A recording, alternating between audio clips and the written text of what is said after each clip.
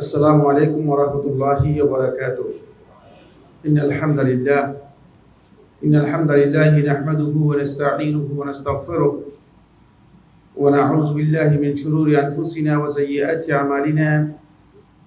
من يهده الله فلا مضل له ومن يضلل فلا هادي له، وأشهد أن لا إله إلا الله وحده لا شريك له، وأشهد أن محمدا عبده ورسوله.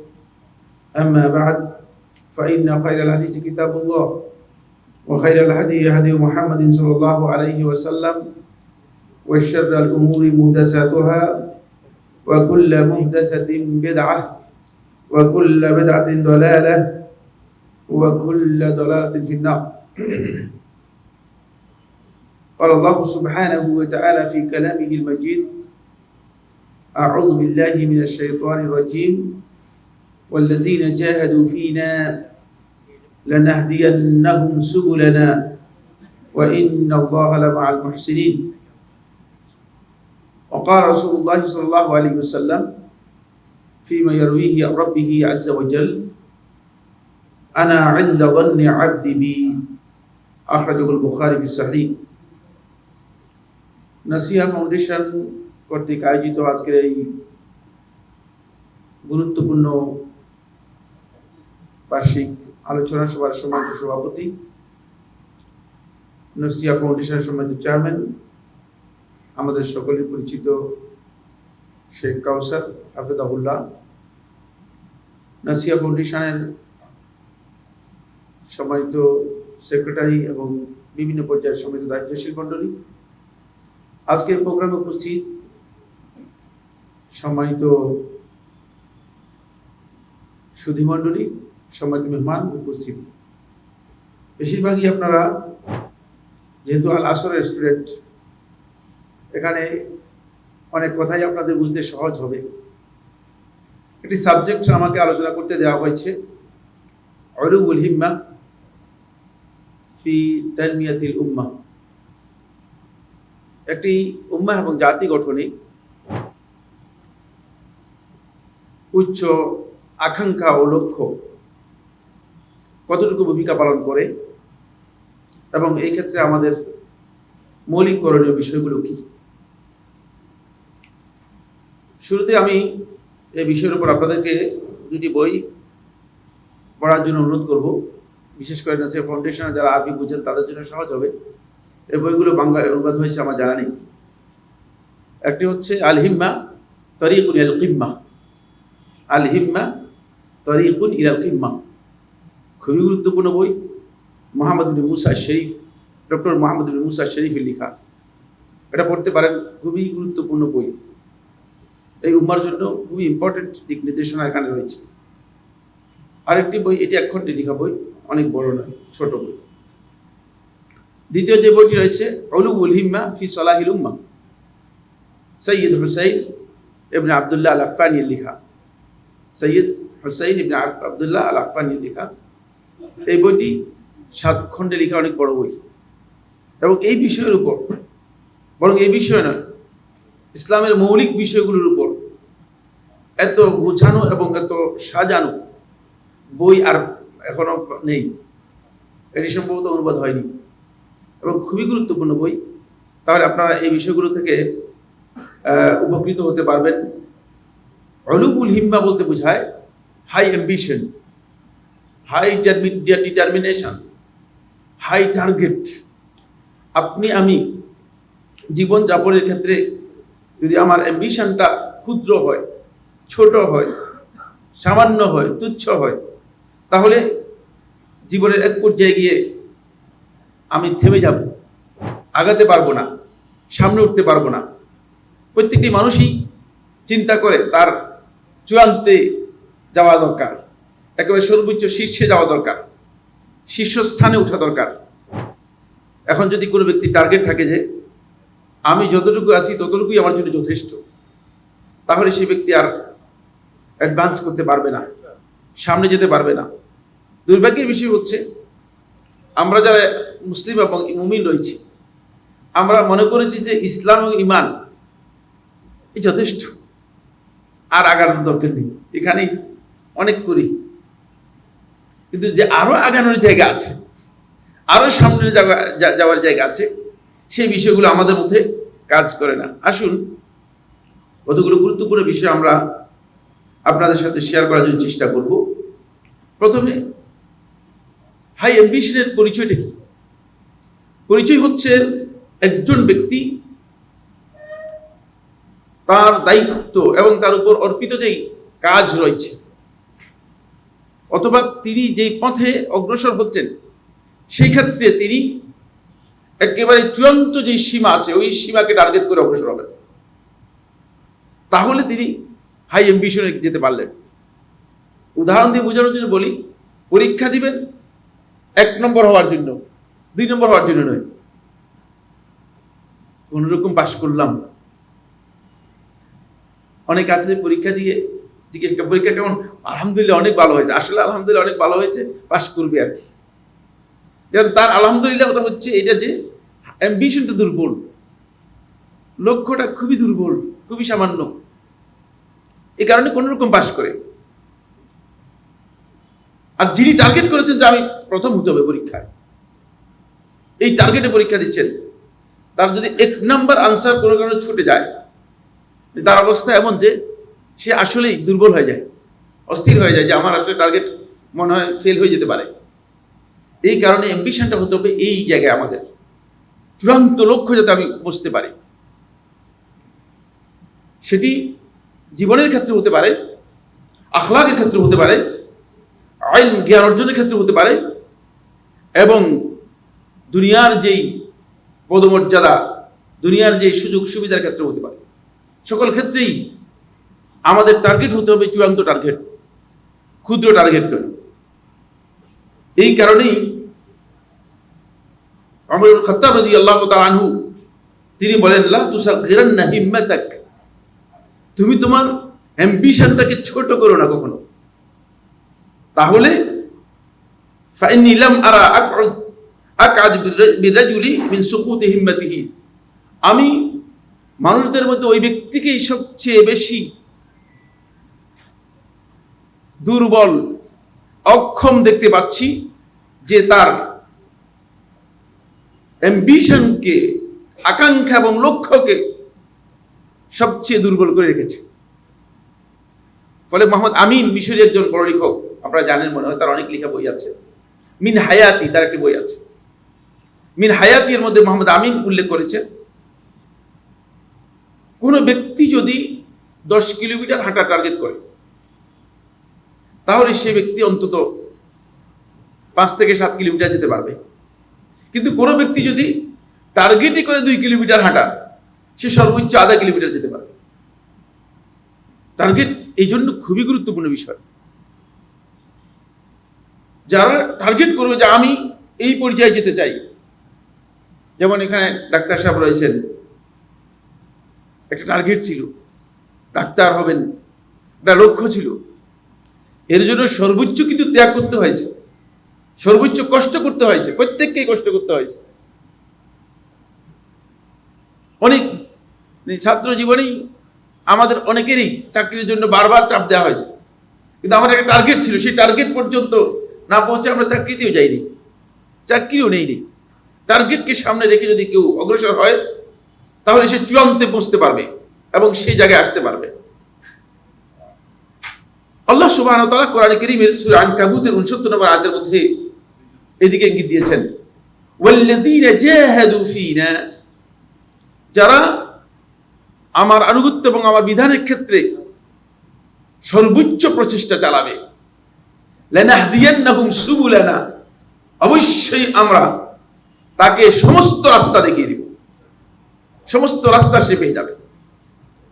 তাহলে এই মুজাহাদা এর মধ্যে, আপনারা যারা আল আসরের ছাত্র রয়েছেন বুঝার কথা, মুজাহাদা শব্দের মধ্যে একটা উজ্জ শব্দ আছে, সেটা হচ্ছে আত-তাশমির। তাশমির হচ্ছে যিনি প্রচেষ্টা চালাবেন তিনি তার সর্বোচ্চ দিয়ে প্রচেষ্টা চালাবেন। এই জন্যই যদি টার্গেট কম হয়, শুধুমাত্র কোন রকম পাশ করা, তাহলে তিনি কাঙ্ক্ষিত লক্ষ্যে পৌঁছতে পারবেন না। আল্লাহ সুবহানাহু ওয়া তাআলা এই আয়াতের মধ্যে স্পষ্ট করেছেন আল্লাহ তাআলা তাদেরকে আল্লাহ তাআলা রাস্তাগুলো সব দেখিয়ে দিবেন। ওয়া ইন্নাল্লাহা লামাআল মুহসিনিন, আর নিশ্চয়ই আল্লাহ তাআলা মুহসিনিনদের সাথে আছেন। এখানে স্পষ্ট করছেন যে সর্বোচ্চ চেষ্টা যদি আমরা চালাতে পারি, আমাদের অ্যাম্বিশনটা যদি হাই হয় আল্লাহর দ্বীনের ক্ষেত্রে, ইবাদত এবং আনুগত্যের ক্ষেত্রে, আল্লাহ রাব্বুল আলামিনের বিধান পালনের ক্ষেত্রে, তাহলে আমরা মুহসিনিনের যে গ্রেড আছে সেই গ্রেডে উত্তীর্ণ হতে পারবো, সেই গ্রেডে আমরা পৌঁছতে পারবো। এটি এই আয়াত থেকে স্পষ্ট বোঝা যায়, যেখানে অনুপ্রাণিত করা হয়েছে, উৎসাহিত করা হয়েছে যাতে আমরা আমাদের লক্ষ্যমাত্রাকে আমরা সুউচ্চ লক্ষ্যমাত্রায় পৌঁছাতে পারি। রাসূলুল্লাহ সাল্লাল্লাহু আলাইহি ওয়াসাল্লাম সহিহ বুখারী এবং মুসলিম হাদিস, সহিহ বুখারী ৭৪০৫ নম্বর হাদিস, সহিহ মুসলিম ২৬৫০ নম্বর হাদিস। রাসূলুল্লাহ সাল্লাল্লাহু আলাইহি ওয়াসাল্লাম এই হাদিসটি বর্ণনা করেছেন সরাসরি আল্লাহ তাআলা থেকে। এটাকে কি বলা হয়? আল আসরের যে কোনো এক স্টুডেন্ট আল্লাহ থেকে রাসূলুল্লাহ সাল্লাল্লাহু আলাইহি ওয়াসাল্লাম যে হাদিসটি বর্ণনা করেন এটাকে কি বলা হয়? হাদিসে কুদসি। হাদিসে কুদসির মধ্যে রাসূলুল্লাহ সাল্লাল্লাহু আলাইহি ওয়াসাল্লাম ইরশাদ করতেছেন, ইয়াকুলুল্লাহু আযজা ওয়া জাল, আল্লাহ রাব্বুল আলামিন ইরশাদ করেন, আনা ইনদা যান্নি আবদি বি, আমি আমার বান্দা আমার সম্পর্কে যেই ধারণা করে থাকে সেই ধারণা এর সাথেই আছি। বান্দা যদি আমার সম্পর্কে ভালো ধারণা করে, যে যতটুকু ধারণা করবে ততটুকু বান্দাকে আমি দেব। আর যদি বান্দা নেরু ধারণা করে, খারাপ ধারণা করে, তাহলে বান্দাকে ওই অতটুকুই থাকবে, বান্দা এর চেয়ে বেশি পাবে। এখানে গুরুত্বপূর্ণ একটি মাসআলা আলোচনা করব, এটা খুব ইম্পর্টেন্ট বিষয়, কারণ এই বক্তব্যের সাথে এটা খুবই প্রাসঙ্গিক। সেটা হলো এখান থেকে বোঝা যাচ্ছে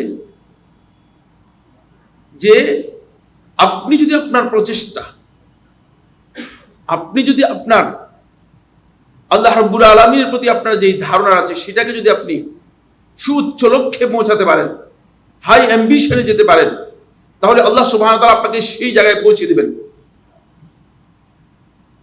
এখন অনেকে এসে প্রশ্ন করবেন, বলছে ভাই এটা কি তাকদীরের মাসআলার সাথে কি সাংঘর্ষিক নয়? কি বুঝার বিষয় আছে, খুব ইম্পর্টেন্ট বিষয় আছে।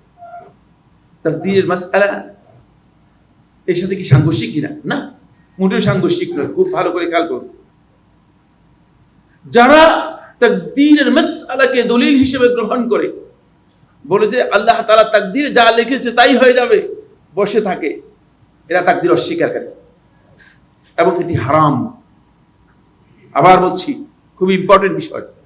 যারা মনে করে যে তাকদীরে আছে যা তাই হবে, আমার কিছু করার দরকার নেই, এরা হচ্ছে তাকদীর অস্বীকারী এবং এটি হারাম।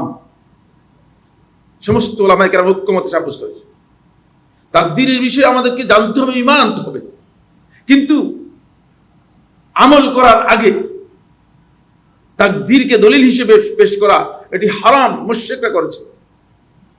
ওয়ালা ইশা আল্লাহু মা আশরাকনা ওয়ালা আবাউনা, যদি আল্লাহ তাআলা চাইতেন তাহলে আমরা শিরক করতাম না, আমাদের বাপ দাদাও শিরক করতো না।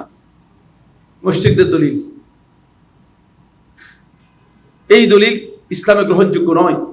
তাকদীর সম্পর্কে যাদের জ্ঞান নেই তারা এই কথা বলে। দ্বিতীয় নম্বর বিষয় হচ্ছে, যেই ব্যক্তি মনে করে থাকে যে আমি আমার ভাগ্য নির্ধারণ করব। আচ্ছা, আপনাদেরকে একটা গ্রুপ এই বিষয়ে পরামর্শ দিচ্ছে, আমি আমার ভাগ্য নির্ধারণ, ভাগ্য পরিবর্তন করে দেবে একবারে। এই ব্যক্তিও তাকদীরকে অস্বীকারী।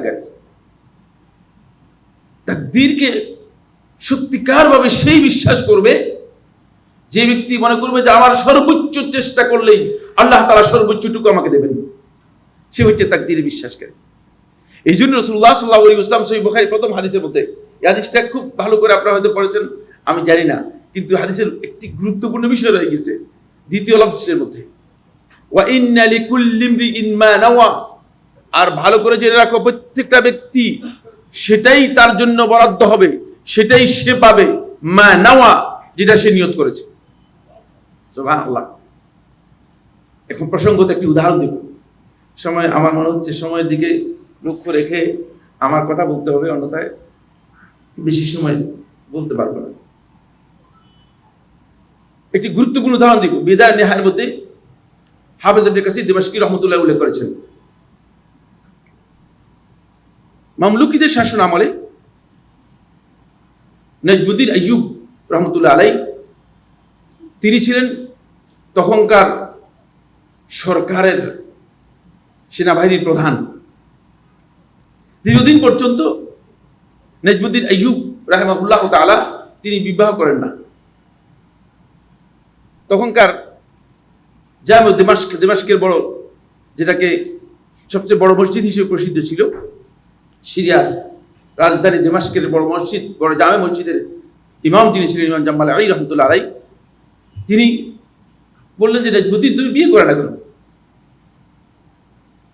বলে যে শেখ, বিয়ে করার মতো এরকম কাউকে পাই না, খোঁজাখুঁজি করি কিন্তু এরকম কাউকে পাই না। বলে তুমি যদি বলো তাহলে আমি বাদশাহকে বলতে পারি, বাদশার মেয়েকে তোমার কাছে বিয়ে দেওয়ার জন্য বাদশার সাথে সাথে রাজি হয়ে যাবে। তুমি যদি বলো তাহলে আমি বলতে পারি। বলছে না, আমি বাদশার মেয়েকে বিয়ে করবো না।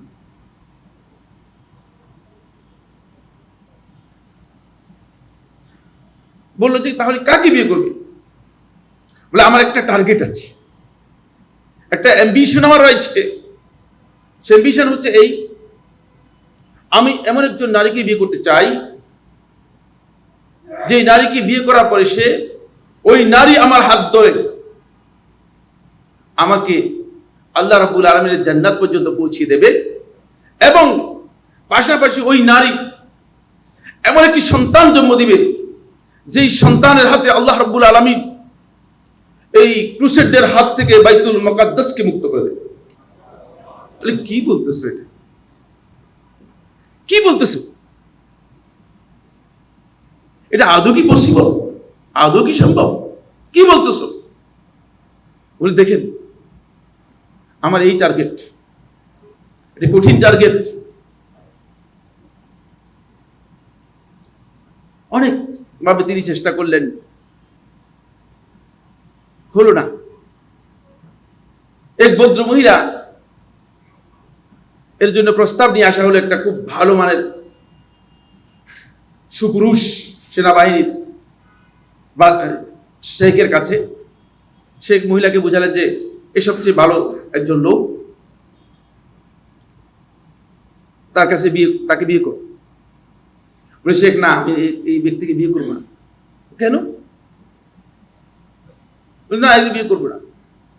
বলে শেখ, আমার জন্য এমন একজন পুরুষ দেখেন যে পুরুষ আমাকে বিয়ে করলে আমার হাত ধরে আমাকে জান্নাতে নিয়ে যেতে পারবে, এবং আমার এই ওরসে এমন একটি সন্তান জন্ম দিবে যে সন্তান এই বাইতুল মুকাদ্দাসকে মুক্ত করবে।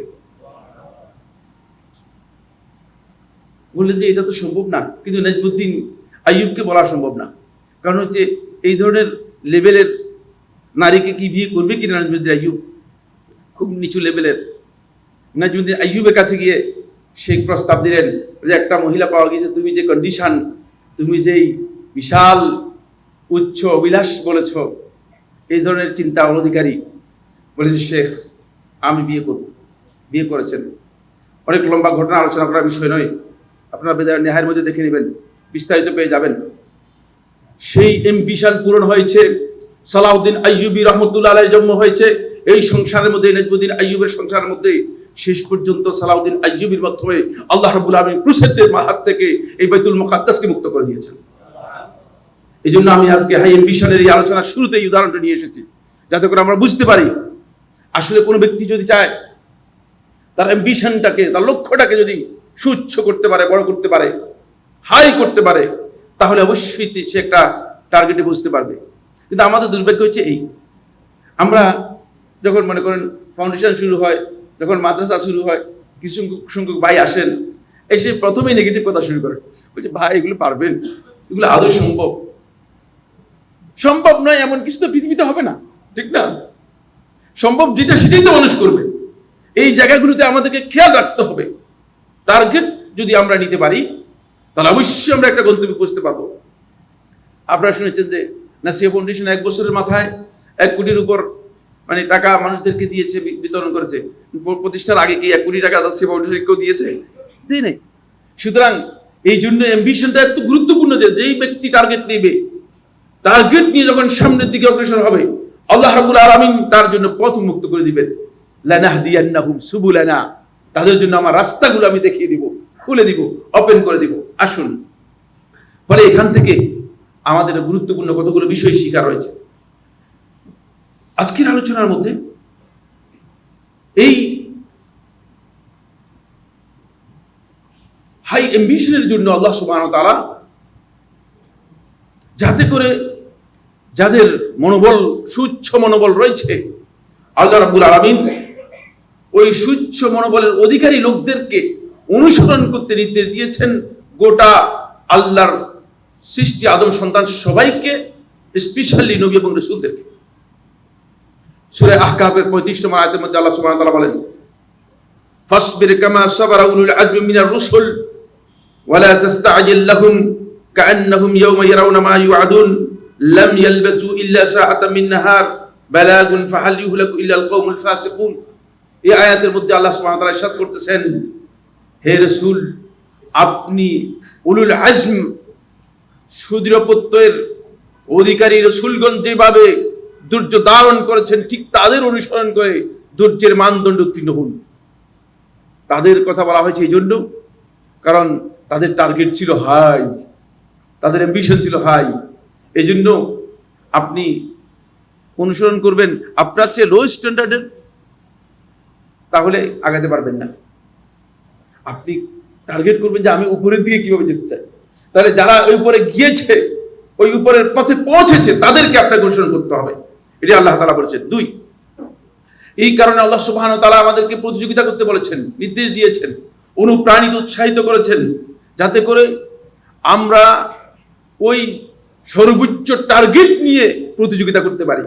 আল্লাহ রাব্বুল আলামিন সূরা আলে ইমরান 133 নম্বর আয়াতের মধ্যে বলেন, ওয়াসারিউ ইলা মাগফিরাতিম মির রাব্বিকুম ওয়া জান্নাতিন আরদুহাস সামাওয়াতু ওয়াল আরদ উইদ্দাত লিল মুত্তাকিন। দেখেন, আল্লাহ তাআলা বলছে তোমরা প্রতিযোগিতা করো ওই জান্নাতের দিকে, যে জান্নাতের শুধুমাত্র প্রস্থ হচ্ছে সমস্ত আসমান এবং সমস্ত জমিনের সমান।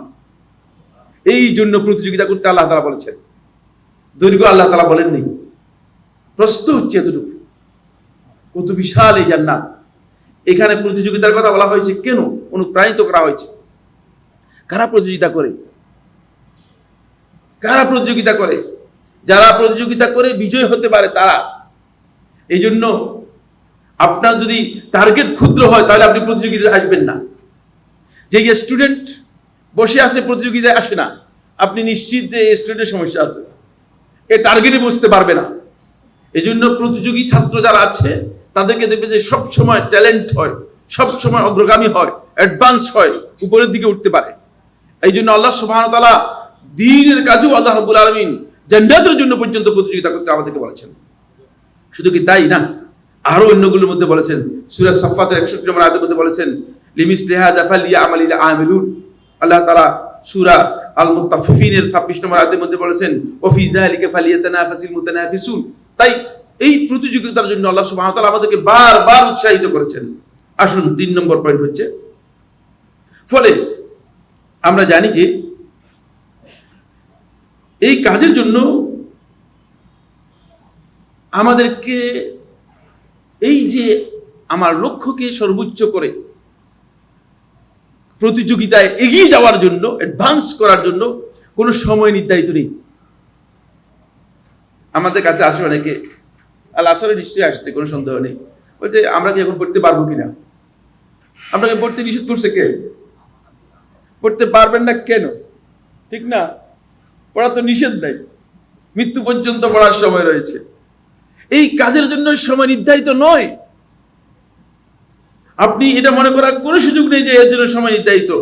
সাহাবায়ে কেরাম ইসলাম গ্রহণ করেছেন বৃদ্ধ বয়সে, আল্লাহ রাসূলের সাথে ছিলেন, জান্নাত পর্যন্ত পৌঁছতে পেরেছেন। সুতরাং আমরা কেন পারবো না? আমরা কেন এই জায়গায় আসবো না? এই উম্মতের যারা ফকিহ ছিলেন, তারা বেশিরভাগই দ্বীনের গবেষণার কাজগুলো তারা অনেক বয়সে শুরু করেছেন। কিন্তু বিশাল খেদমত উম্মতের জন্য করে দিয়ে গেছেন। একটি উদাহরণ দিচ্ছি, আইস ইবনে আব্দুস সালাম রাহিমাহুল্লাহ তাআলা, শাফি মাযহাবের সুলতানুল উলামা বলা হয় তাকে, আইস ইবনে আব্দুস সালাম রাহমাতুল্লাহ আলাইহি, তিনি 40 বছর পর তলাবুল ইলম শুরু করেছেন। তাহলে আমরা কেন আমাদের টার্গেটটা ছোট রাখছি? আরেকটি উদাহরণ দিব, অনেক উদাহরণ রয়েছে। আপনারা জানেন যে বর্তমান আমাদের মদিনার অল্প কিছু আগে আমাদের শেখ রাহিমাহুল্লাহ মারা গিয়েছেন, শেখ আব্দুল মুহসিন আব্বাদ আল বদর রাহিমাহুল্লাহ তাআলা। ভাগ্যক্রমে আমি 2 বছরই তার কাছে পড়তে পেরেছিলাম। আল্লাহ তাআলা, মসজিদ নববীতে আমি সরাসরি পড়তাম, কিন্তু ক্লাসেই সরাসরি 2 বছর আমি পড়তে পেরেছিলাম। মদিনার সবচেয়ে বড় মুহাদ্দিস, আহলে হাদিস ছিলেন শেখ রহমতুল্লাহ আলাইহি। তো এক ব্যক্তি এসে শেখকে বলল, শেখ, আমরা কি 40 ঊর্ধ্ব বয়সে কোরআন হেফজ করতে পারবো কিনা? আমরা কি 40 ঊর্ধ্ব বয়সে কোরআন হেফজ করতে পারবো কিনা? তখন শেখ রহমতুল্লাহ নিষেধ করবে কে তোমাদেরকে হেফজ করতে? কে তোমাদেরকে নিষেধ করবে হেফজ করতে? বলে, শেখ, আসলে সম্ভব কিনা সেটা? বললো যে তোমাদের সাথে যে কথা বলছে সে 40-এর পর 50 বছর বয়সে কোরআন হেফজ করেছে। আমার বন্ধুগণ, টার্গেট করে সময়ের মধ্যে নিয়ে গিয়ে দুর্বল হবার কোনো কারণ নেই। জ্ঞান অর্জনের জন্য কোনো টাইম নেই। হতে পারে আজকে শুরু করলে আপনি 1 বছর 2 বছরের মধ্যেই আপনি একজন যোগ্য আলেম হয়ে যাবেন। শুধুমাত্র টার্গেট করতে হবে, চেষ্টা করতে হবে, একটু লক্ষ্যটাকে আপনার কি করতে হবে, হাই করতে হবে, একটু ভলিউম বাড়াতে হবে। আসুন, এরপরে যে পয়েন্টটি সেটি হচ্ছে, ফলে রাসূলুল্লাহ সাল্লাল্লাহু আলাইহি ওয়াসাল্লাম যাদের অ্যাম্বিশন হাই, কোরআন এবং হাদিসের মধ্যে আল্লাহ নবী সাল্লাল্লাহু আলাইহি ওয়াসাল্লাম তাদের মর্যাদাকে আলাদা করে উল্লেখ করেছেন। কোরআনে কারীমের সূরা নিসার 95 আয়াতের মধ্যে দেখবেন আল্লাহ তাআলা বলেছেন, লা ইয়াস্তাউিল কাঈদুনা মিনাল মুমিনিনা গায়রু উলিদ দারারি ওয়াল মুজাহিদুনা ফি সাবিলিল্লাহি বিআমওয়ালিহিম ওয়া আনফুসিহিম। দেখেন, যারা জিহাদে যায় নাই আর যারা জিহাদে গিয়েছে, কাদের অ্যাম্বিশন হাই? যারা জিহাদে গিয়েছে তাদের অ্যাম্বিশন হাই। এজন্য তাদেরকে আল্লাহ তাআলা বলতেছে, যারা বসে করে আছে, যারা এদের অ্যাম্বিশনটা হাই না হওয়ার কারণে এরা সমান হতে পারবে না কোনদিন। আল্লাহ তাআলা অন্য আয়াতের মধ্যে বলেছেন, হাল ইয়াস্তাউিল লাযিনা ইয়ালামুনা ওয়াল লাযিনা লা ইয়ালামুন। দেখেন, যারা জানে তাদের অ্যাম্বিশনটা হাই হওয়ার কারণে তাদের মর্যাদাকে আল্লাহ তাআলা সম্পূর্ণ কিয়ামত পর্যন্ত আলাদা করে দিয়েছেন।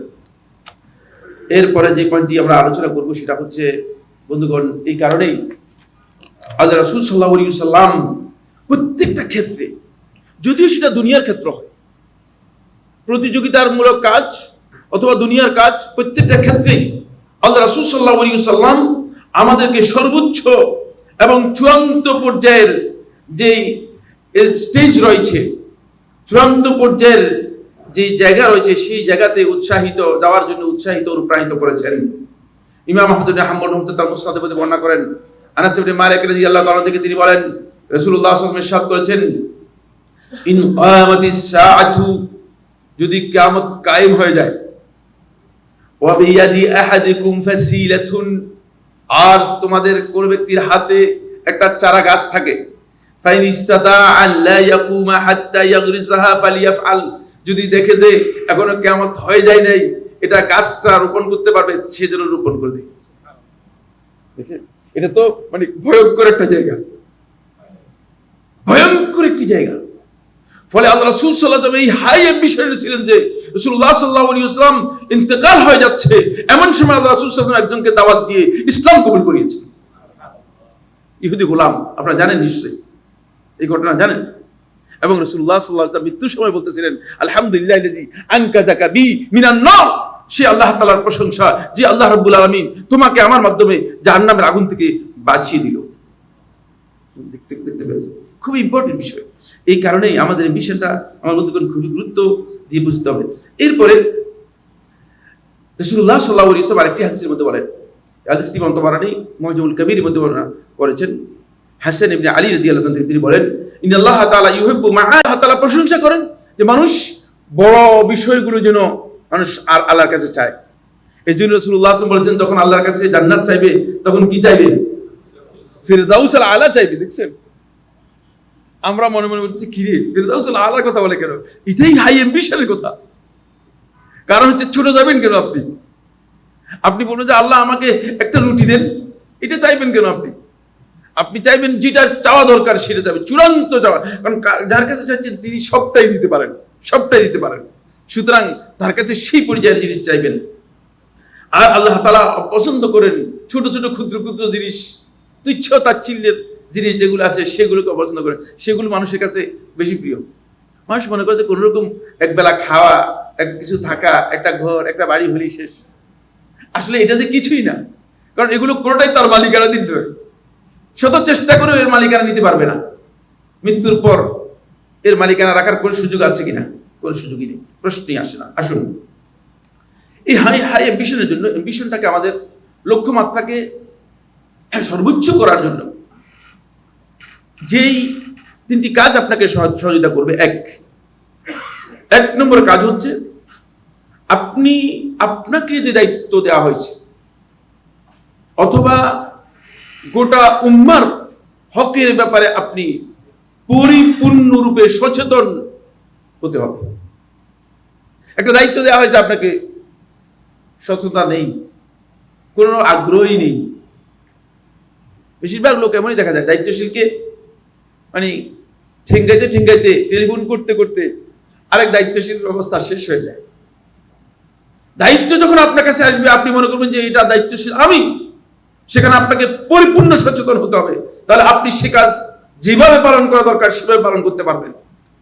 আপনাকে মনে করতে হবে উম্মার ব্যাপারে প্রথম যখন আপনি চিন্তা করবেন যে উম্মার জন্য আপনি সর্বোচ্চ দরদি হচ্ছেন কিনা, সর্বোচ্চ আপনার অন্তরের মধ্যে অনুভূতি আছে কিনা, আপনার অন্তরের মধ্যে সর্বোচ্চ সচেতনতা আছে কিনা, সচেতন কিনা আপনি, তাহলে আপনি এই দায়িত্ব পালন করতে পারবেন। আপনার তখন চিন্তা হবে, তখন আপনি উম্মার জন্য কাজ করতে পারবেন।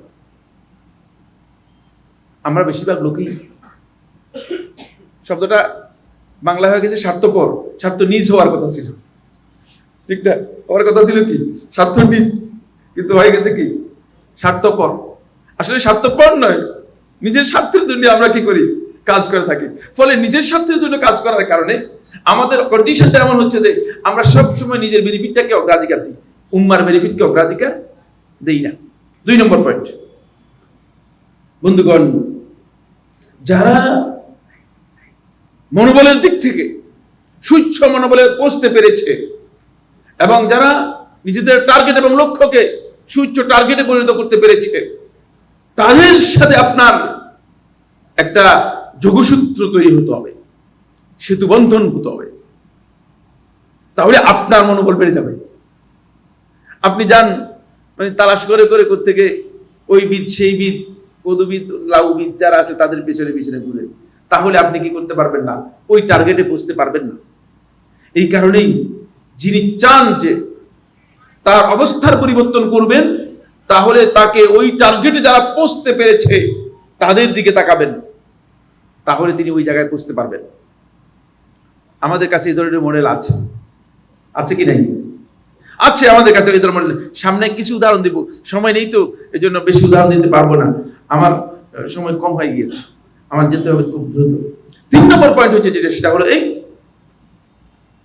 আমার বন্ধুগণ, সৎকর্মশীল যারা নিজেদের সুউচ্চ লক্ষ্য নিয়ে যারা সাকসেস হতে পেরেছে, সাকসেস তো সেটাই তো সাকসেস। এই পৃথিবীর মধ্যে বিচরণ করছে, আল্লাহ রাসূল সাল্লাল্লাহু আলাইহি ওয়াসাল্লাম তাকে বলে দিচ্ছেন তুমি জান্নাতি, তুমি জান্নাতি, এর চেয়ে আর সাকসেস কি চান? ঠিক না? কত বড় সাকসেস হয়েছে। সুতরাং যারা সাকসেস হয়েছে তাদের জীবনী পড়বেন, তাদের জীবনীতে একটু অবগাহন করবেন। এটি এমন একটি সমুদ্র, এখানে অবগাহন করলে আপনার পুরা শরীরটা পবিত্র হয়ে আপনাকে একটা সর্বোচ্চ মানে আকাঙ্ক্ষার জায়গায় নিয়ে যাবে। আপনি বুঝবেন যে না, আমার অবস্থার পরিবর্তন হতে হবে, চেষ্টা করতে হবে, নিজেকে সে জায়গায় আনতে হবে। আসুন 2টি উদাহরণ দিই, অনেকগুলো উদাহরণ দিব না। প্রথম উদাহরণ হচ্ছে মাসরুক ইবনে আজদা রাহিমাহুল্লাহ তাআলা বর্ণনা করেন, তিনি বলেন, আব্দুল্লাহ ইবনে মাসউদ রাদিয়াল্লাহু থেকে বলেন, তিনি বলেন, ওয়াল্লাহি, আল্লাহর কসম করে তোমাদেরকে বলছি, মা উনজিলাত আয়াতুন ইল্লা ওয়া আনা আলামু ফিহি ফিমা নাযালাত ওয়া আইনা নাযালাত ওয়ালাউ আ'লামু আহাদান আ'লামু বিকিতাবিল্লাহি মিন্নি তাবলুগুহুল মাতায়া লাআতাইতুহু। আব্দুল্লাহ ইবনে মাসউদ রাদিয়াল্লাহু আনহু বলেন, আল্লাহর কসম করে তোমাদেরকে বলছি, কোরআনে কারীমের একটি আয়াতও নেই, এই আয়াতটি কোথায় নাজিল হয়েছে, কাদের ব্যাপারে নাজিল হয়েছে, কোন প্রেক্ষাপটে নাজিল হয়েছে, আমি এই সম্পর্কে জানি না। আল্লাহর কসম করে বলেছি, আমি টার্গেট করেছি, যদি কারো কাছে কোরআনে কারীমের আয়াতের ব্যাপারে সামান্যতম কোনো জ্ঞান অতিরিক্ত আমার থেকে থাকে, সে যেখানেই থাকুক না কেন আমি সেখানে পৌঁছার টার্গেট করেছিলাম। সুতরাং এমনি হয় নাই, বুঝতে পেরেছেন বিষয়টা কত হাই ছিল, টার্গেটটা কত হাই ছিল, যার কারণে তিনি এই পর্যায়ে পৌঁছেছেন। এরপর আসুন ইমাম বুখারী রাহমাতুল্লাহ আলাইহি থেকে তার ছাত্র বর্ণনা করতেছে। ইমাম বুখারী রাহমাতুল্লাহ আলাইহি রাত্রে ঘুমাতেন। এক রাত্রে ঘুম থেকে ইমাম রাহমাতুল্লাহ আলাইহি অন্তত 20 থেকে 25 বার ঘুম থেকে জাগতেন। কখনো হাদিস লিখতেন, কখনো নোট লিখতেন, কখনো এই বিষয়ে কোন বিষয় মানে যখন আসতো সেই জিনিসটা লিখে রাখতেন। কিভাবে ইমাম রাহমাতুল্লাহ আলাইহি কাজটি করেছেন, আসুন সময়ের দিকে লক্ষ্য রেখে আমরা এখানে আর কথা বলবো না। এরপরে আমি যে পয়েন্টটি নিয়ে কথা বলবো সেটা হচ্ছে এই, আমার বন্ধুগণ, জাতীয় উন্নয়নের বিষয়টি এবং একটি জাতি গঠনের বিষয়টি, এটি নির্ভর করে ওই জাতির জনগণের উপর। আবু বকর রাদিয়াল্লাহু তাআলা আনহু যে সময় শাসক ছিলেন, সেই সময় নাগরিক ছিলেন ওমর ইবনে খাত্তাব, আলী ইবনে আবি তালেব, ঠিক না? সুতরাং জাতির লোকগুলো যদি তাদের যোগ্যতা, মান, স্ট্যান্ডার্ড যদি তেমন হয়, তাহলে তাদের জাতীয় পরিচয়ের অবস্থানটাও তেমন হবে। এই জাতি এর মধ্যে দুই ধরনের লোক আছে।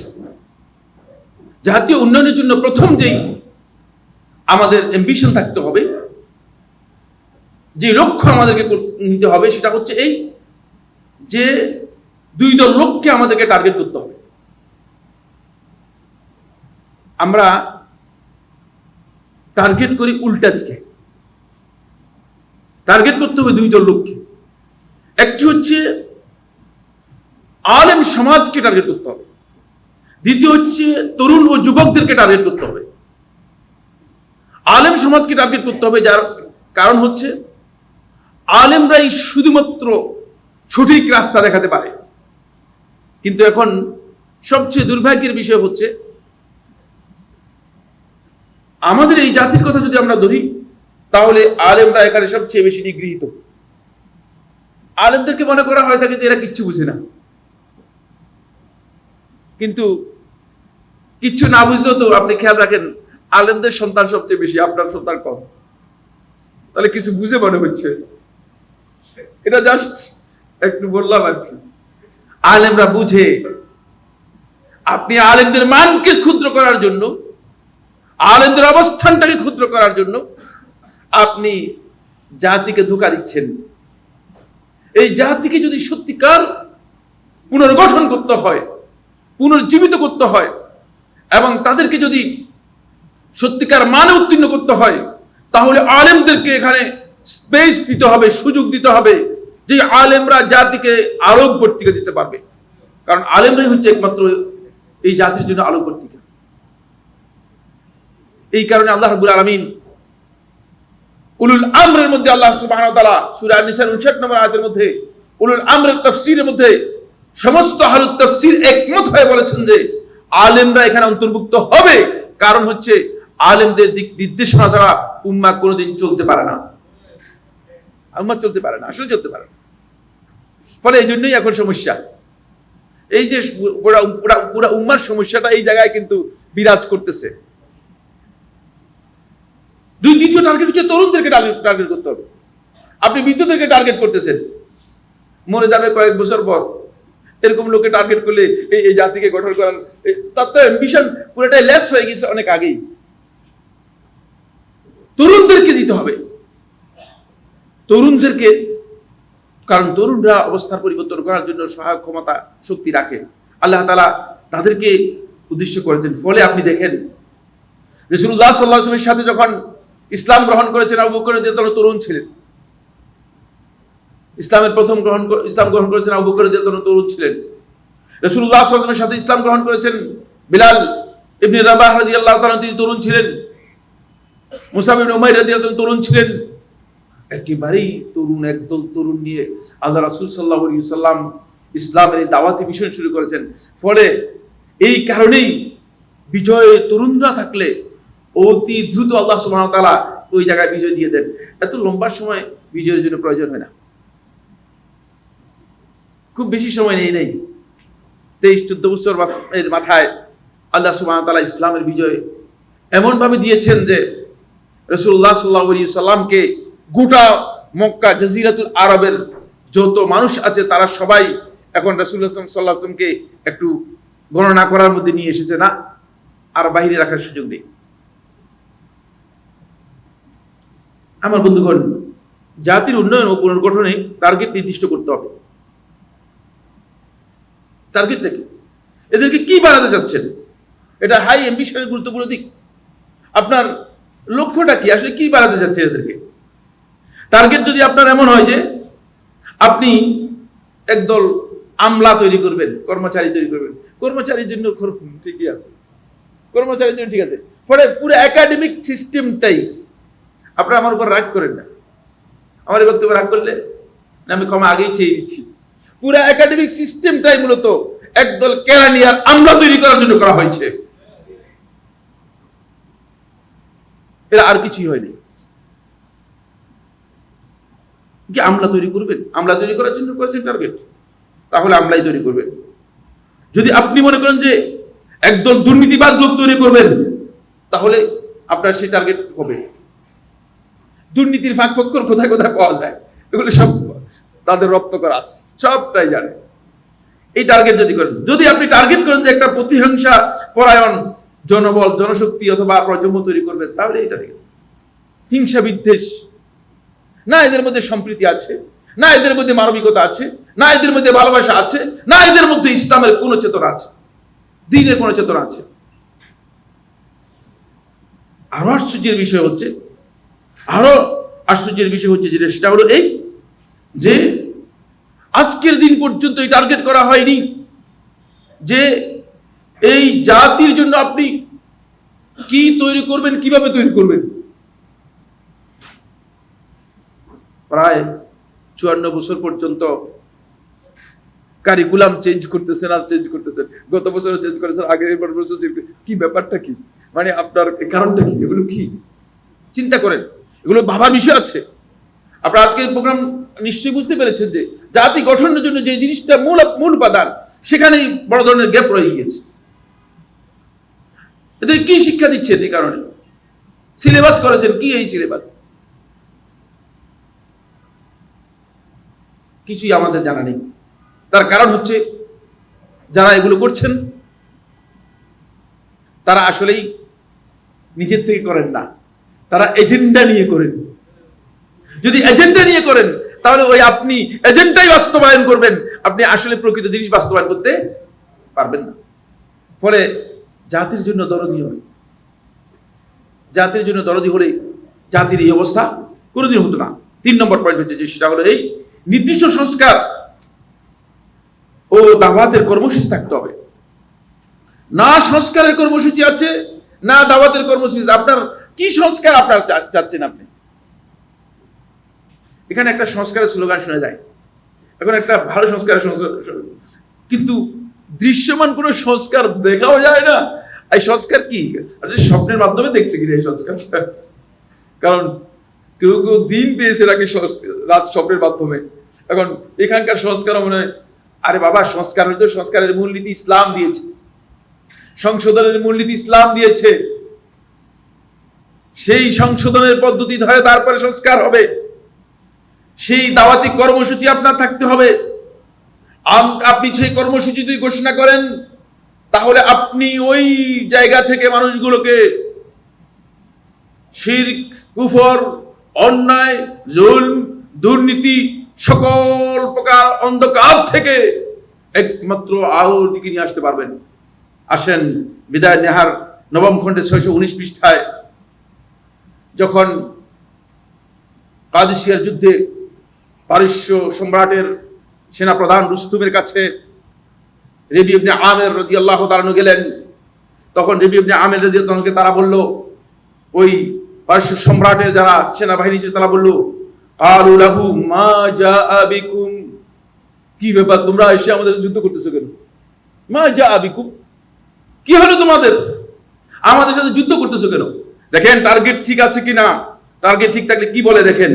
ফাকালা, তিনি বললেন, রবি ইবনে আমির রাদিয়াল্লাহু তাআলা বলতেছেন, নাহনু কওমুন, আমরা এমন একটি জাতি, ইবতাআসানাল্লাহু, আল্লাহ তাআলা আমাদেরকে প্রেরণ করেছেন, চয়ন করেছেন, লিনুখরিজান নাসা মিন ইবাদাতিল ইবাদ, মানুষদেরকে মানুষের গোলামি থেকে বের করে ইলা ইবাদাতি রাব্বিল ইবাদ, মানুষের রবের ইবাদতের দিকে বের করার জন্য, নিয়ে আসার জন্য। ক্লিয়ার দাওয়াত। কেন? ওয়ামিন দাইকিদ দুনিয়া ইলা সিআতিহা, দুনিয়ার এই সংকীর্ণতা থেকে এই আখিরাতের যে বিশালত্ব রয়েছে এই বিশালত্বের দিকে নিয়ে যাওয়ার জন্য। ওয়ামিন জাওরিল আদিয়ান, সকল মতবাদ ও মতাদর্শের যেই জুলম রয়েছে জুলম থেকে ইলা আদলিল ইসলাম, ইসলামের ইনসাফ এবং জাস্টিসের দিকে নিয়ে আসার জন্য। আপনার মিশন যদি ঠিক থাকে তাহলে সেখানে আপনি পৌঁছতে কোনো ধরনের দেরি হবে না। কি বলতেছে দেখেন, তারপর তিনি বলছেন, ফাআরসালানা বিদীনিহি ইলা খালকিহি, পরে আল্লাহ রাব্বুল আলামিন তার এই দ্বীন নিয়ে আমাদেরকে আল্লাহর বান্দাদের কাছে প্রেরণ করেছেন, লিনাদুহুম ইলাইহি, যাতে করে তাদেরকে আমরা এই দিকে ডাকতে পারি। ফামান কাবিলা যালিকা কাবিলনা মিনহু, যে আমাদের কাছে এটা গ্রহণ করবে আমরা তার বক্তব্য গ্রহণ করব, তাকেও গ্রহণ করব। আসো তুমি আমার ভাই, আসো তোমার সবকিছু আমরা গ্রহণ করব। ওয়ারাজানা মিনহু, তাহলে আমরা চলে যাব, তাদের এখান থেকে আমরা চলে যাব। ওয়ামান আবা, যে আমাদের এই দাওয়াতকে স্বীকার করবে, কাতালনাহু, তার সাথে আমরা লড়াই করব, আবাদান, একেবারে স্থায়ী লড়াই করব, হাত্তা নুফদিয়া ইলা মাউইদিল্লাহ, আল্লাহর ওয়াদা পর্যন্ত পৌঁছা পর্যন্ত তাদের সাথে যুদ্ধ করব। ক্বালু মা মাউদুল্লাহ, তারা বলল, বলো দেখি মাউদুল্লাহ কি, আল্লাহর ওয়াদাটা কি? ক্বালা আল জান্নাহ, জান্নাতে পৌঁছা পর্যন্ত তাদের সাথে যুদ্ধ করব, অর্থাৎ ছাড় নাই, ছাড় নাই। দেখছেন, খুবই স্পষ্ট কথা। এই দাওয়াতের ব্যাপারে খুবই স্পষ্ট বক্তব্য থাকতে হবে। আপনি কি চাচ্ছেন, কিসের উদ্দেশ্যে আপনি কাজ করতেছেন, কি সংস্কার করবেন, কি জিনিস, টার্গেটটা কি? দুর্ভাগ্যের বিষয় হচ্ছে আমাদের সেই বিষয়গুলো একেবারে অনিশ্চিত, সেগুলো সম্পর্কে আমাদের কাছে অস্পষ্ট। সবাই পলিটিক্স অথবা টিক্স কোনটা করেন জানি না, ঠিক না? এগুলো কি করতেছে? এই কারণেই এই জাতি একটা হাসির খোরাকে পরিণত হয়েছে। জুলম এখান থেকে ততক্ষণ পর্যন্ত উঠবে না যতক্ষণ পর্যন্ত সুস্পষ্ট গন্তব্যের দিকে এই জাতিকে ডাকা হবে না। আসুন, এরপরের পয়েন্টটি হচ্ছে যে সেটা হলো এই নেতৃত্বের মৌলিক যোগ্যতা অর্জন করতে হবে। যদি আমরা চাই যে এটা পরিবর্তন হোক, তাহলে নেতৃত্বের মৌলিক পরিবর্তন আসতে হবে। নেতার যোগ্যতা তো আমরা জানি না, নেতৃত্বের যোগ্যতাই আমাদের জানা নেই। আল্লাহ সুবহানাহু ওয়া তাআলা সূরা সিজদা 24 নম্বর আয়াতের মধ্যে বলেন, ওয়াজআলনা মিনহুম আইম্মাতান ইয়াহদুনা বিআমরিনা লাম্মা সাবারু ওয়া কানু বিআয়াতিনা ইউকিনুন। নেতার প্রকৃত মৌলিক বৈশিষ্ট্য হচ্ছে দুটি। কোরআনের মধ্যে আল্লাহ তাআলা স্পষ্ট করে দিয়েছেন, সূরা আস-সিজদা 24 নম্বর আয়াতে দেখে নেবেন, ওয়াজআলনা মিনহুম আইম্মাতান, তাদের মধ্য থেকে একদল লোককে আমি নেতা হিসেবে, ইমাম হিসেবে, তাদের জন্য ক্ষমতাধর হিসেবে, কর্তৃত্বশীল হিসেবে আমি চয়ন করেছি, নির্দিষ্ট করেছি, যারা আমাদের নির্দেশনা অনুযায়ী মানুষদেরকে হিদায়াতের রাস্তায় পরিচালিত করবে। লাম্মা সাবারু, এক নম্বর বৈশিষ্ট্য হচ্ছে তাদের মধ্যে সবর থাকবে, ধৈর্য থাকতে হবে, তাড়াহুড়ো করার জায়গা নেই। এখন তো মানে যত দ্রুত সম্ভব, ভাই আমাদের গদিটা দেন আগে, চেয়ারটা আগে চাই, তারপরে কি সব ঠিক হয়ে যাবে। আমি ভুল করতেছেন, আপনি বুঝেন নাই। মানে চেয়ার এভাবে চেয়ারে গেলে মানে চেয়ার পুরাটাই কি হবে, আপনার ভেঙে পড়ে যাবে। চেয়ারের আগে তো এই যারা চেয়ারম্যান নয় তাদেরকে ঠিক করতে হবে, তাদেরকে ঠিক করতে হবে। সবর হচ্ছে নৈতিক গুরুত্বপূর্ণ বৈশিষ্ট্য, নেতৃত্বের জন্য অপরিহার্য বৈশিষ্ট্য। তারপরে দ্বিতীয় হচ্ছে আল ইয়াকিন। আপনি আপনার যে কাজ করতেছেন সেই কাজে আপনার পরিপূর্ণ প্রত্যয় থাকতে হবে, প্রত্যয়ভিত্তিক জ্ঞান থাকতে হবে। ইয়াকিন হচ্ছে জ্ঞানের অংশ, নিশ্চয়ই আপনারা আলাসরে পড়েছেন। ইয়াকিন জ্ঞানের সাথে জড়িত বিষয়, মানে এমন পর্যায়ের জ্ঞান থাকতে হবে যে জ্ঞান আপনাকে কোনোভাবেই নড়চড় করার সুযোগ নেই। আজকে এক কথা, কালকে এক কথা, পরশু এক কথা, সিদ্ধান্ত পরিবর্তন করবেন এরকম নয়। ইয়াকিন যেখানে আসবে সেখানে একটাই কথা, একটাই বিধান, সেভাবে চলবে।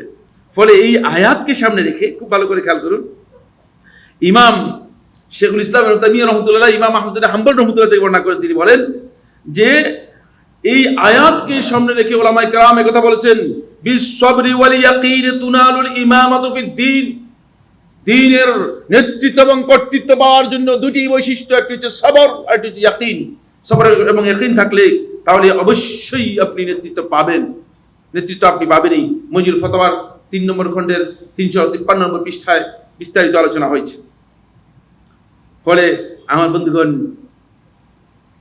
আপনার যদি সত্যিকার ইয়াকিন থাকে এবং আপনি যদি রাস্তার উপর ঠিক অবিচল থাকতে পারেন, তাহলে আপনি হেদায়েত না পেলেও আপনি হেদায়েতের মর্যাদা পেয়ে যাবেন। যায়েদ ইবনে আমর নুফাইল জাহেলি যুগের ব্যক্তি ছিলেন। তিনি হচ্ছেন সাঈদ ইবনে যায়েদ রাদিয়াল্লাহু তাআলার আব্বা। সাঈদ ইবনে যায়েদ রাদিয়াল্লাহু ছিলেন, আপনারা নিশ্চয়ই ছিলেন না? হ্যাঁ, যারা আশাল মুবাশশারা যিনি রয়েছেন তাদের মধ্যে একজন। যায়েদ ইবনে আমর ইবনে নুফাইল ইসলাম গ্রহণ করে নাই, কিন্তু দ্বীন হানিফের উপর একক ব্যক্তি ছিলেন, মক্কার পরিচিত ব্যক্তি ছিলেন তখনকার সময়। আল্লাহ রাসূল সাল্লাল্লাহু আলাইহি ওয়াসাল্লামের নবুয়ত লাভ করার আগে তিনি সহিহ দ্বীন তালাশ করার জন্য সর্বোচ্চ চেষ্টা করে যাচ্ছিলেন, কিন্তু দ্বীন হানিফের উপর অবিচল ছিলেন। রাসূলুল্লাহ সাল্লাল্লাহু আলাইহি ওয়াসাল্লাম বিআসতের আগে, রাসূলুল্লাহ সাল্লাল্লাহু আলাইহি ওয়াসাল্লাম নবুয়ত পাওয়ার আগেই মারা যান। তার ছেলে সাঈদ ইবনে যায়েদ রাদিয়াল্লাহু তাআলা বলেন, সাআলতু আনা ওয়া ওমর ইবনুল খাত্তাব, আমি এবং ওমর ইবনুল খাত্তাব একদিন আল্লাহ রাসূল সাল্লাল্লাহু আলাইহি ওয়াসাল্লামের কাছে আসলাম। এসে রাসূলুল্লাহ সাল্লাল্লাহু আলাইহি ওয়াসাল্লামকে জিজ্ঞেস করলাম, হে আল্লাহ রাসূল সাল্লাল্লাহু আলাইহি ওয়াসাল্লাম, আমার আব্বা যায়েদ ইবনে আমর ইবনে নুফাইল, তিনি তো দ্বীন হানিফের উপর ছিলেন, ইসলাম তো গ্রহণ করতে পারেন নাই, মারা গিয়েছেন। তার ব্যাপারে আপনি কি কিছু বলবেন? কোন ইনফরমেশন আমাদেরকে দিবেন? ফাকালা, রাসূলুল্লাহ সাল্লাল্লাহু আলাইহি ওয়াসাল্লাম বললেন, ইয়াতি ইয়াউমাল কিয়ামাতি উম্মাতান ওয়াহিদা, কিয়ামতের দিন যায়েদ ইবনে আমর ইবনে নুফাইল একটি পরিপূর্ণ উম্মত হিসেবে আসবে। বুঝেন? এজন্য আপনার যদি সত্যিকার অবিচলতা থাকে, ইস্তেকামত থাকে, তাহলে আপনি একজন ব্যক্তিও কিয়ামতের দিন হয়তো একটা উম্মতের মতো হয়ে উঠবেন।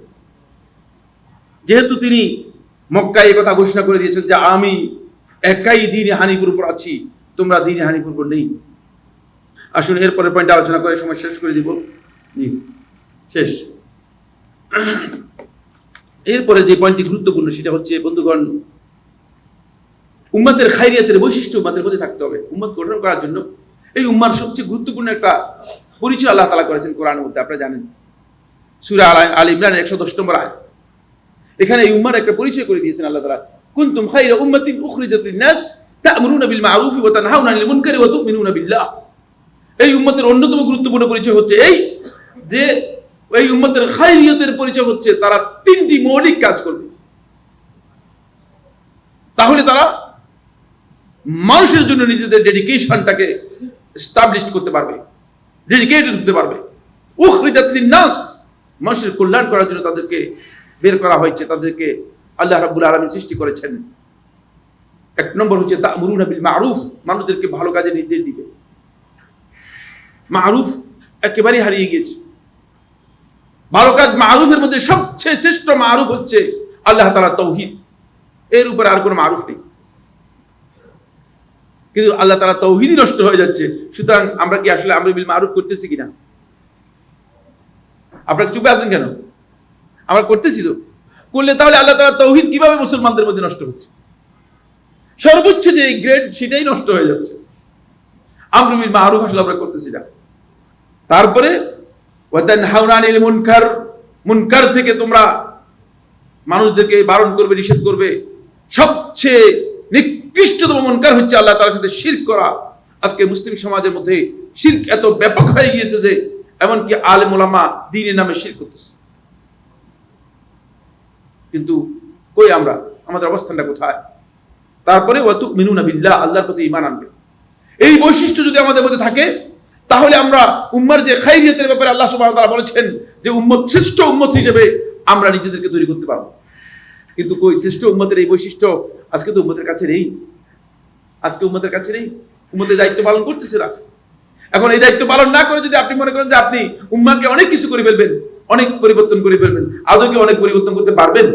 আমি মনে করে থাকি যে কোনো পরিবর্তন করতে পারবেন। এই জায়গায় আমাদেরকে আসতে হবে, আসার চেষ্টা করতে হবে।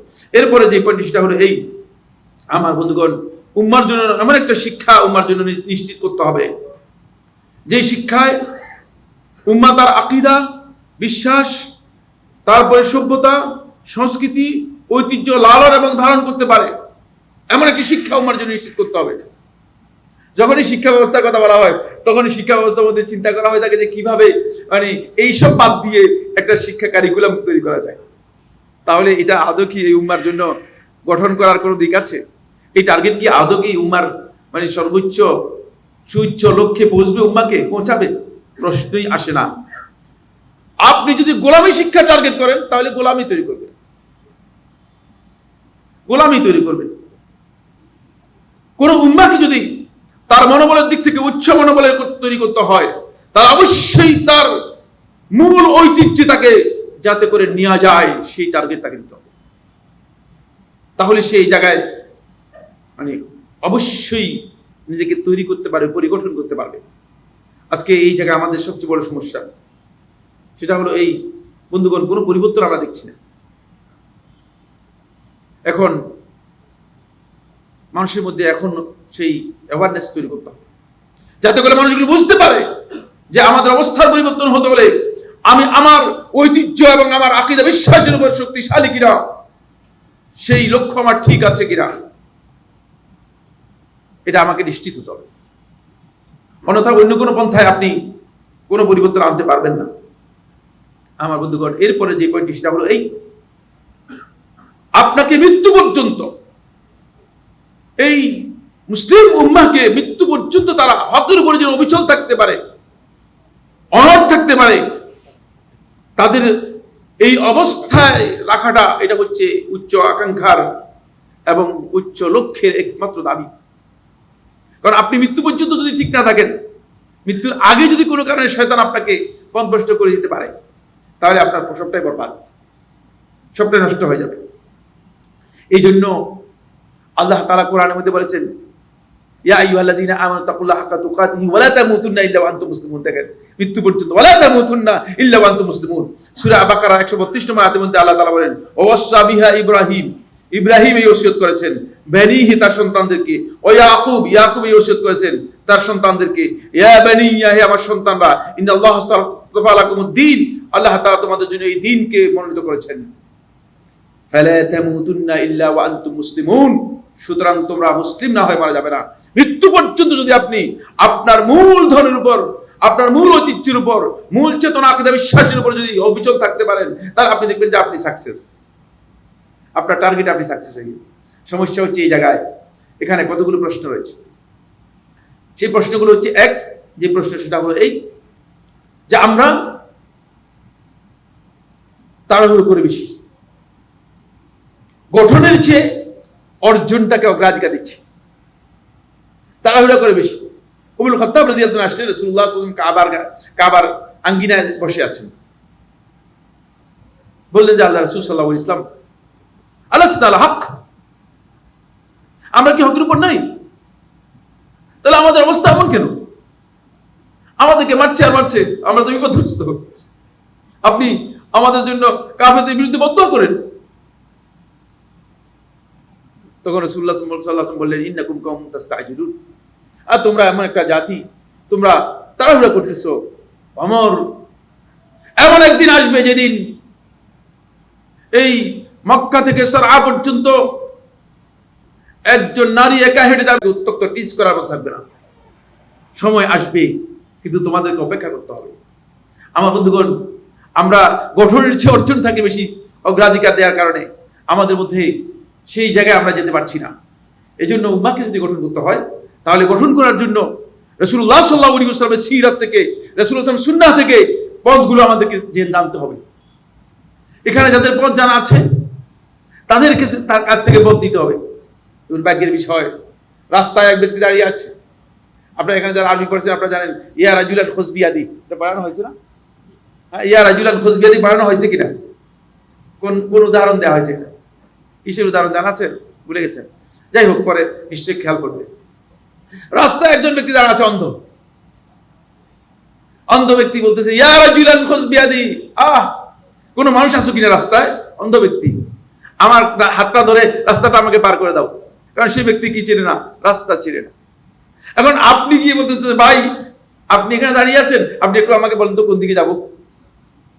অন্ধের কাছে কি রাস্তা তালাশ করতেছে? অবস্থা এমন হয়ে গেছে যাদের রাস্তা যারা আছে তাদের কাছে যাচ্ছেন না, অন্ধের কাছে গিয়ে আপনি রাস্তা তালাশ করতেছেন।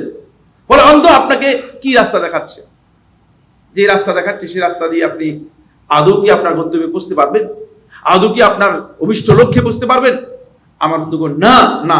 এই কারণে মূলত অভিষ্ট লক্ষ্যে যদি কেউ পৌঁছতে চায় তাহলে তাকে নিশ্চিত হতে হবে যে তিনি আসলে রাস্তা কার কাছ থেকে নিচ্ছেন, এই বিষয়ে তাকে নিশ্চিত হতে হবে। যে কাজগুলো আমাদেরকে মৌলিকভাবে করতে হবে, কয়েকটি কাজ আলোচনার মধ্যে নিয়ে আসে আমি আমার আলোচনা শেষ করে দিচ্ছি।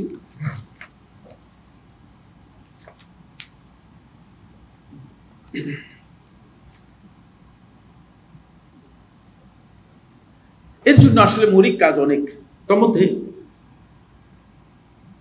প্রথম বিষয় হচ্ছে অবশ্যই সর্বোচ্চ চেষ্টা থাকতে হবে, সর্বোচ্চ চেষ্টা, ইচ্ছা, আগ্রহ থাকতে হবে। আমার বন্ধুগণ, ইচ্ছা এবং প্রচেষ্টার কোনো বিকল্প নেই। আমার অবস্থার পরিবর্তন করতে হলে বসে থাকলে চলবে না। আপনারা যদি এখানে আজকে না আসতেন তাহলে আপনারা এ ধরনের একটি আয়োজনে অংশগ্রহণ করতে পারতেন না। যিনি ঘরে বসে আছেন তিনি এই আয়োজনে অংশগ্রহণ করতে পারেন নাই। হয়তো আপনারা মনে করছেন যে আমার সময় নষ্ট হয়েছে। আপনার এই সময় হয়তো হতে পারে যে একদিন দেখবেন যে নষ্ট হয় নাই, আপনার এই সময়টাও কাজে লেগে গিয়েছে। হয়তো এইটা আপনি হয়তো সেদিন বুঝতে পারবেন। তাই আপনাকে এই বিষয়টি বুঝতে হবে। 2 নম্বর বিষয় হলো, আমার বন্ধুগণ, আল্লাহ তাআলার কাছে দোয়া করতে হবে অধিক পরিমাণে। আমাদের অবস্থার পরিবর্তনের জন্য, আমাদের পরিস্থিতি পরিবর্তনের জন্য, উম্মার অবস্থার পরিবর্তনের জন্য আল্লাহর কাছে চাইতে হবে, দোয়া করতে হবে। আমরা এমন একটা জাতি যারা দোয়ার ব্যাপারে খুবই ব্যর্থ। বরং যখনই আমি কাউকে বলি যে মানে কোনো না কোনো ক্ষেত্রে যখন আমি বলি যে দোয়ার উপর আমার বক্তব্য খুতবা রয়েছে আলাদা, বুঝলেন না, দীর্ঘ খুতবা রয়েছে, অনেকগুলো খুতবা একসাথে ধারাবাহিক রয়েছে, যখনই আমরা দোয়া সম্পর্কে বলি তখন একজন মাঝে ভাই হুজুর কি বলতেছেন আপনি? সাইফুল্লাহ ভাই, দোয়া হবে না, দাওয়া লাগবে। ঠিক আছে তো? এই ব্যক্তি ভিতরে কিচ্ছু নাই, আপনি আল্লাহর উপর সামান্য ধারণা নেই, আল্লাহ সম্পর্কে সামান্য ধারণা নেই। এই জন্য প্রথম ওই হাদিসটি বলেছি, আনা ইনদা যান্নি আবদি বি, আমি আমার বান্দা আমার সম্পর্কে যেভাবে ধারণা করে ঠিক সেভাবেই বান্দার সাথে ট্রিট করি। আপনার আল্লাহ সম্পর্কে সেই ধারণাই নেই আসলে। এই জায়গায় আপনি সবচেয়ে গলদের মধ্যে আছেন। আমার বন্ধুগণ, 3 নম্বর যে বিষয়টি সেটা হলো এই উম্মার ভুল ত্রুটিগুলো বের করতে হবে। আপনারা রাজনীতিবিদদেরকে দেখবেন শুধুমাত্র নিজেদের অর্জন দেখায়, অ্যাচিভমেন্ট কি দেখায়, ভুল কি করছে এটা জীবনে করে বলতে শুনছেন? তাহলে এদের সংশোধনের কোনো পথ আছে কিনা? যারা নিজেদের ভুল, যে ব্যক্তি আইডেন্টিফাই করতে পারে নাই, যে ব্যক্তি নিজের ভুলকে সংশোধন করতে মানে বের করতে পারে নাই, সে আদৌ সংশোধন হতে পারবে কিনা? এই জন্য আগেই যারা উম্মাকে গঠন করবেন তাদের দায়িত্ব হচ্ছে, করণীয় হচ্ছে, সে তার এখানে কি ভুল আছে সেটা তৈরি করবে, একটা লিস্ট তৈরি করবে, যে ভুলগুলো সংশোধন তার জন্য খুবই দরকার সেগুলো তৈরি করবে। এরপরের পয়েন্ট যেটি সেটা হচ্ছে বন্ধুগণ, অধিক পরিমাণে সালফে সালিহিনের জীবনীর সাথে আমাদেরকে জীবন যাপন করার চেষ্টা করতে হবে, পড়তে হবে, জানতে হবে। তাহলে আপনি দেখবেন যে আপনার নিজের অবস্থা পরিবর্তন হয়ে যাচ্ছে। এই জন্য এই বিষয়গুলো খুবই গুরুত্বপূর্ণ। এই ক্ষেত্রে সবচেয়ে নির্ভরযোগ্য একটি কিতাবের নাম বলেই শেষ করে দিচ্ছি, ইবনুল জাওজি রাহমাতুল্লাহ লেখা এই বইটি সাফওয়াতুস সাফওয়া। এই বইটি আপনারা পড়ার জন্য চেষ্টা করবেন, তাহলে দেখবেন যে আপনারা অনেক বেশি উপকৃত হবেন। আজকের আলোচনাকে আমি একটি কথায় সামারাইজ করতে চাই, সেটি হচ্ছে বন্ধুগণ, শুধু উম্মার নেতা হতে চাই কিন্তু নেতৃত্বের যোগ্যতা অর্জন করতে চাই না, আদৌ নেতা হতে পারবো না। উম্মাহকে পরিবর্তন করতে চাই, কিন্তু উম্মার সত্যিকার মিশন কি হবে, দাওয়াত কি হবে, সেই সম্পর্কে আমাদের জ্ঞান নেই, তাহলে আমরা উম্মাহকে পরিবর্তন করতে পারবো না। উম্মার পরিগঠন করতে চাই, কিন্তু উম্মার জ্ঞানগত যেই পরিবর্তন, কালচারাল যেই পরিবর্তন, সেই কালচারাল পরিবর্তনের বিষয়টি যদি নিশ্চিত না হয়, তাহলে উম্মার এই পরিবর্তন হবে না। আসুন আমরা উম্মার জন্য যদি দরদি হই, তাহলে এই জায়গাগুলোতে আমরা কিছু কাজ করি। এই বা একজন ভাইয়ের জন্য কথা না বলি যে না হবে না কিছু, বরং আমরা এই আশাবাদী, আল্লাহ তাআলা আমাদেরকে আশাবাদ দিয়েছেন, আমরা এই আশাবাদী যে আমরা যদি চেষ্টা করি অবশ্যই কিছু না কিছু হবেই। আল্লাহ তাআলা আমাদের সবাইকে তৌফিক দান করুন। হাযা সুবহানাকাল্লাহুম্মা ওয়া বিহামদিকা আশহাদু আল্লা ইলাহা ইল্লা আনতা আস্তাগফিরুকা ওয়া আতুবু ইলাইক। আসসালামু আলাইকুম ওয়া রাহমাতুল্লাহ।